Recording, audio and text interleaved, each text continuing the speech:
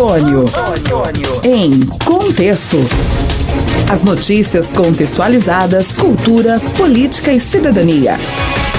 Informações que formam Antônio. Em Contexto. Olá para você que está com a gente chega e nesta oportunidade aqui no Antônio em Contexto, eu vou conversar com o Fernando Bastos, que é analista político. Fernando, obrigado por conversar com a gente. Nós estamos vivendo um momento interessante, né, que é uma fase pré-eleitoral. Algumas coisas precisam ser melhor aclaradas, principalmente para quem vai colocar o nome à disposição para encarar uma eleição agora em 2020. No primeiro momento, o que a gente pode dizer para começar a nossa conversa aqui? Em primeiro lugar, obrigado pela oportunidade. Eu acredito que na alteração da legislação, eu acho que uma das coisas mais importantes a serem ditas é que hoje houve o fim da coligação, né, proporcional para vereador. Então, isso é uma mudança muito importante, porque agora o partido vai ser fundamental na vida, já era importante antes, mas hoje é muito mais importante. Na hora que o candidato for escolher um partido, ele tem que analisar muito bem os nomes, porque senão ele não vai atender o coeficiente, né? Então tem que ter toda uma gama de políticos naquele partido, tem que ter uma infraestrutura, porque senão vai ficar muito difícil para ele se eleger. Eu acredito que isso, num primeiro momento, é o maior impacto da mudança, né? Antes da gente passar aqui para um outro ponto que já pegou um cunho nacional aí, eu queria que a gente desse uma atenção especial para um outro ponto em questão dos partidos, né? Que é a presença feminina, porque hoje se discute muito o problema do laranjal, né? Eu usei esse termo laranjal porque se fala muito em laranja, que mulheres só eram colocadas nos partidos para compor um coeficiente ali que está previsto em lei, pronto, cumpriu isso aí e pronto. Qual é o recado nessa causa aí? É uma obrigatoriedade por lei e é uma justiça. O maior número de pessoas no Brasil é de mulheres e negras. E quando você vai olhar os candidatos, a grande maioria são de homens e brancos. Então, a nossa Constituição ela prevê e obriga que pelo menos 30% das candidatas sejam mulheres, né? E o que sempre aconteceu durante muito tempo, eu digo que a gente roda aí 5 estados nesse país, auxiliando em campanhas políticas, e é comum de você ter aquelas pessoas que às vezes é empregada de um político, prima, filha, que não quer saber de política, né? E isso tem que acabar. A gente tem que dar oportunidade real para aquelas mulheres que já têm uma vida política. Você tem tanta gente de envolvimento com base de classe, entendeu? Então vamos dar oportunidade para essas pessoas realmente disputarem os cargos, até porque a gente tem vários exemplos positivos, né, se a gente for buscar, de mulheres que foram prefeitas, governadoras, sim. Né? Então isso é fundamental, e acabar com essa farsa. A gente tem que acabar com a fraude que existe na política, nas eleições. Isso é muito importante. Quando a mulher aceita, vou usar o termo ser laranja, né? Que ela é desprovida de conhecimento, eu até ainda relevo. Mas quando se trata de alguém que tem formação, que tem conhecimento acadêmico e tudo mais, quando aceita, chega a ser mais gritante, porque para mim o problema do crime não está apenas em quem oferece a oportunidade do crime, mas em quem aceita a oportunidade. Tem um negócio que precisa ser trabalhado aí, né? A corrupção ela é praticada pelos dois, né? Porque tem o corruptor, que é aquela pessoa que vai atrás da pessoa, mas a pessoa que se corrompe, ela é tão corrupta quanto. Porque a grande maioria dessas pessoas, entendeu? Algumas tudo bem, é por parentesco, aí vai e aceita entrar, não tem maldade, enfim, acha que não está fazendo nada de mal e participa. Mas tem muita gente Mas que há um recebe. risco grande há um grande risco nesse negócio de achar que não está fazendo nada de mal, né? Sim, nós não temos, a lei é clara, nós não podemos dizer que desconhecemos a lei. Né? Então, a pessoa, quando pratica o ato, ela está cometendo um ilícito, está sujeito às ações penais da lei, né? Tá certo. Agora, nós temos um outro ponto que está bastante sendo trabalhado aí, que inclusive na Câmara Federal passou rápido, né? Pulou uma das comissões e, pelo que eu fiquei sabendo, alguns deputados já mandaram retirar as assinaturas, né? Esse ponto aí, queria que você comentasse um pouquinho nisso, que é a questão que chamo de fundão partidário. Essa mini reforma que eles fizeram, do ponto de vista social, é imoral, né? Nós que vivemos no mundo político, nós entendemos a justificativa da questão do fundo partidário, porque um fundo partidário de 1,7 bilhões, 1,8 bilhões, para 27 campanhas, é uma coisa que você divide, né? Dividir para 27 estados, você consegue dividir.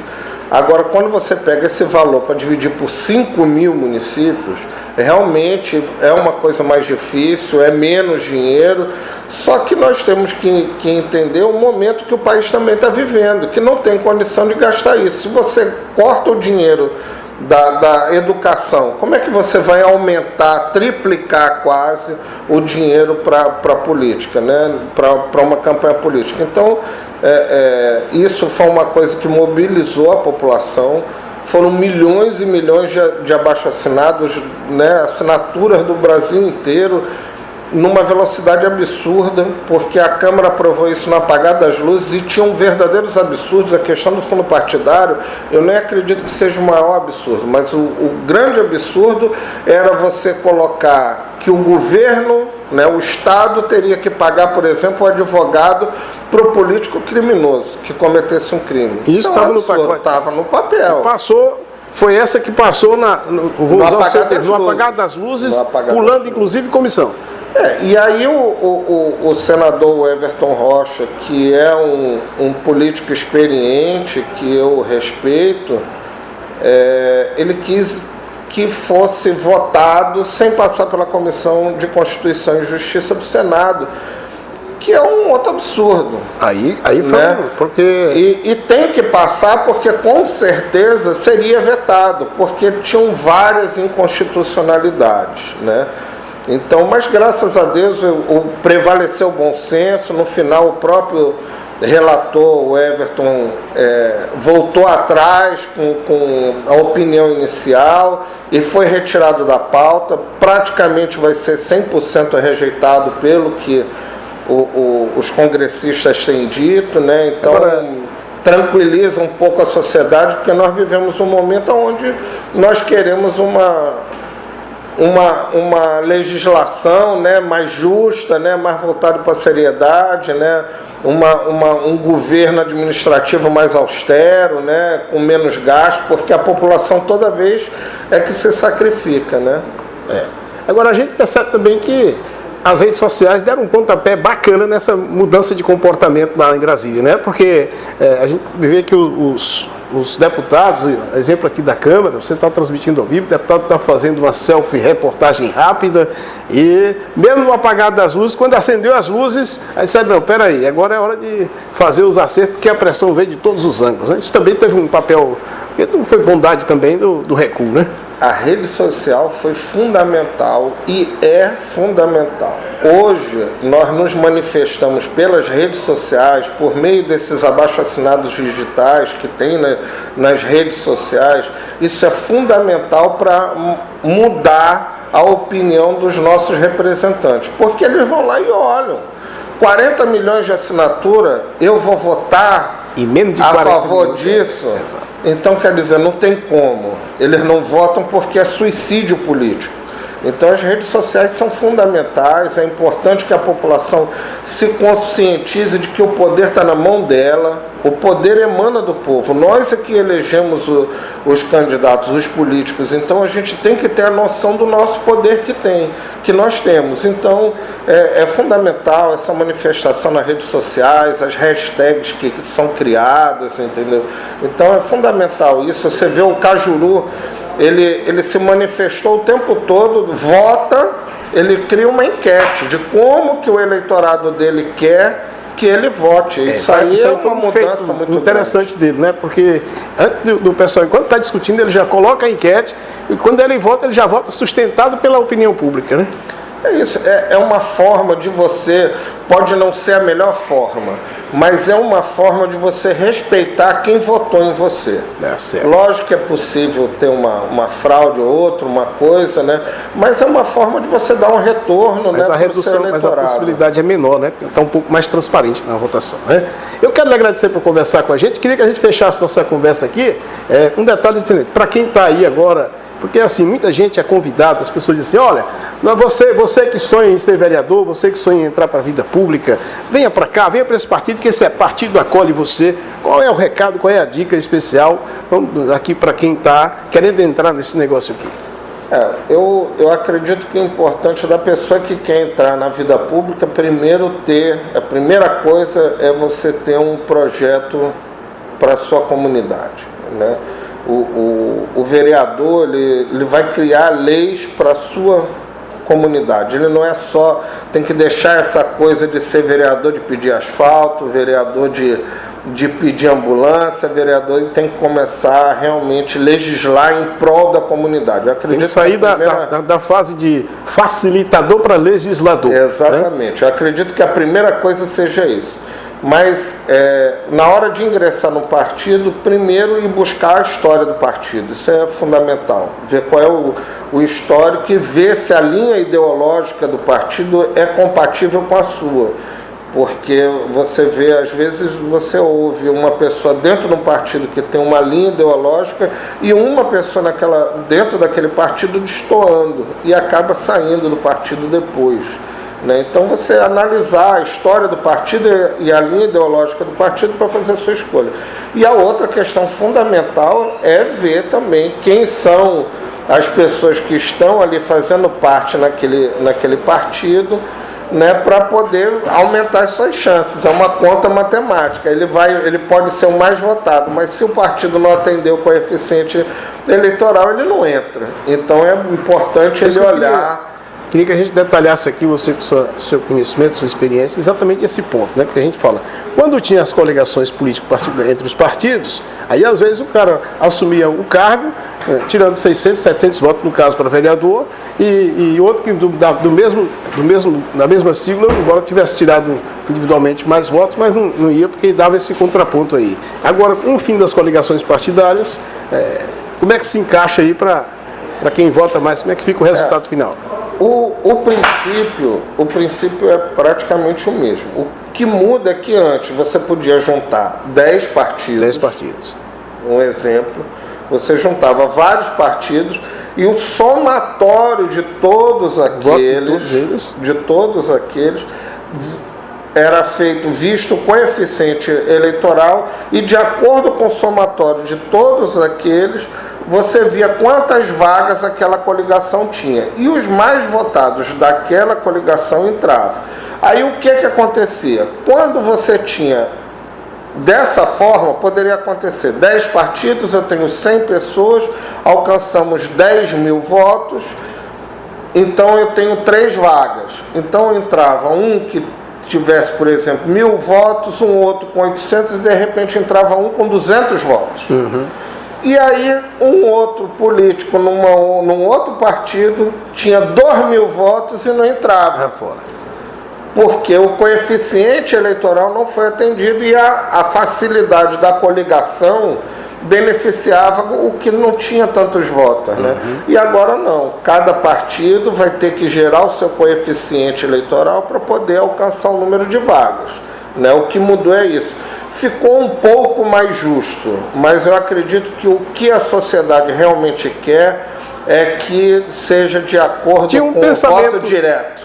tinha um pensamento que eu acho que vai mais de acordo, vai mais para essa tendência do direto, que assim que começou a se ensaiar a ideia do fim das coligações, é de que agora o eleito seria por a sequência de votos, né? Aqui, por exemplo, são 21 vagas. Então, os 21 primeiros mais votados comporiam essa primeira vaga, que é de titular. Depois, os 21 segundos iriam para a segunda vaga, que seria de suplência. É mais ou menos isso? Existem várias propostas de reforma política, né? Nós temos, são vários projetos que precisam ser votados, é muito importante. Nós fizemos a reforma da Previdência, não vou entrar no mérito se é boa ou ruim, mas foi feita a reforma da Previdência. Agora nós temos a reforma política e a reforma fiscal que tem que ser feita. O que a sociedade deseja é que o mais votado entre. Isso é um desejo da sociedade. Os políticos, eles têm uma certa antipatia com esse projeto, porque eles acham que você fortalece a pessoa e enfraquece o partido. Então existem outras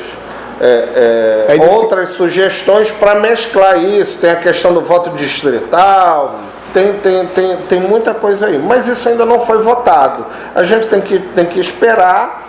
Os projetos existem, se forem aprovados, eu acredito que boa parte vão ser benéficos né, boa parte dos projetos que tem são importantes para o nosso país, né? Outros que a gente gostaria, eu vejo dificuldade de ser aprovado, esse é um deles. A gente gostaria de ver o político mais votado sempre sendo eleito, né? Mas esse é o que eu vejo a maior dificuldade. Eu não vejo os deputados querendo aprovar. Eles estão querendo dar uma outra solução. Isso que, então, o certo mesmo é que para essa agora de 2020, a coligação partidária ainda existe, vai ser cada partido trabalhar para fazer o seu coeficiente. Isso já está definido, né?